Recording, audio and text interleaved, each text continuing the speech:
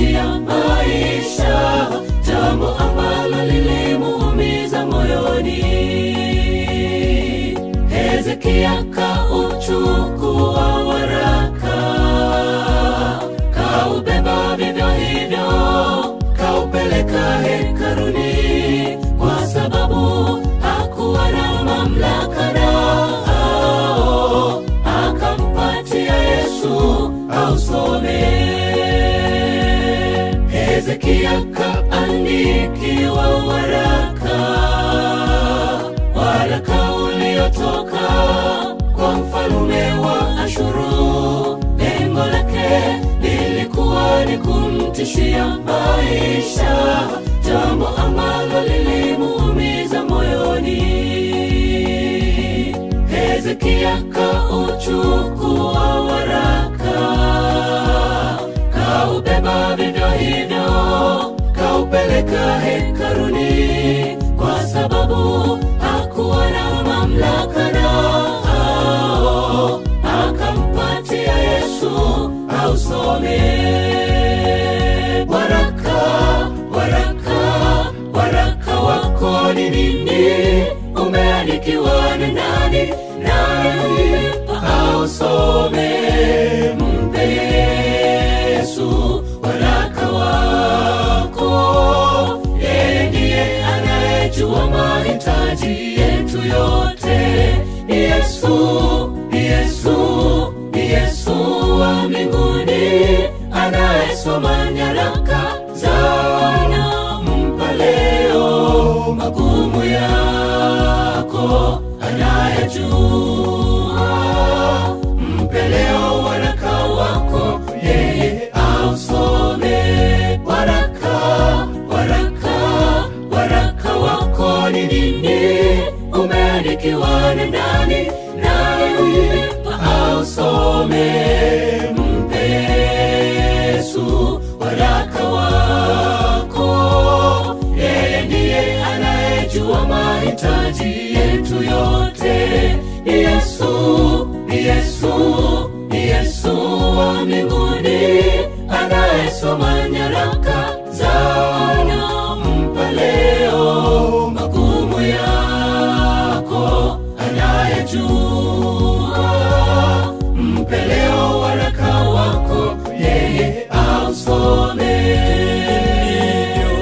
Kanisa la Mungu wetu linavyosafiri katika ulimwengu huu, ni nyaraka nyingi limeandikiwa na mwovu Shetani ili aliangamize.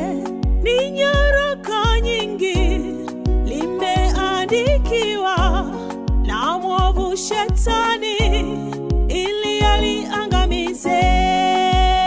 Hivi ndivyo kanisa la Mungu wetu linavyosafiri katika ulimwengu huu.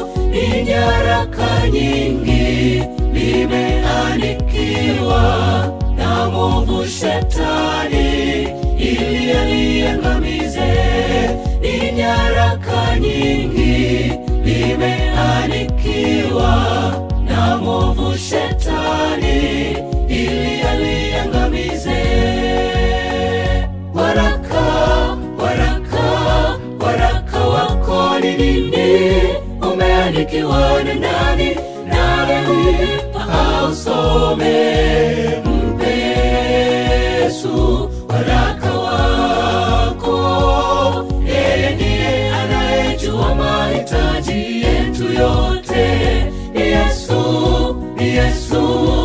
Yesu wa mbinguni, anayesoma nyaraka zao. Mpa leo magumu yako, anayejua. Mpe leo waraka wako, yeye ausome. Waraka wako ni nini? Umeandikiwa na nani? Nani ausome? Mpe Yesu waraka wako.